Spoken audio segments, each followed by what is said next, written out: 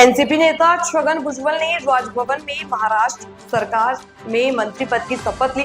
महाराष्ट्र के CM Devendra Fadnavis, deputy CM Eknath Shinde और अजित पवार भी मौजूद रहे। छगन भुजबळ गांभीर्यपूर्वक प्रतिज्ञा करतो की कायद्याद्वारे स्थापित झाले आहे अशा भारताच्या संविधानाबद्दल मी खरी श्रद्धा व निष्ठा बाळगेन।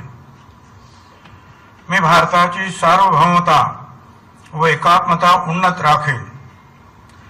मी महाराष्ट्र राज्याचा मंत्री म्हणून माझी कामे निष्ठापूर्वक व सतसत विवेक बुद्धीने पार पाडेन आणि संविधान व कायदा यानुसार सर्व तऱ्हेच्या लोकांना मी निर्भयपणे व निपक्षपातीपणे तसेच कोणाच्याही विषयी ममत्व भाव किंवा आकस न बाळगता न्याय वागणूक देईन।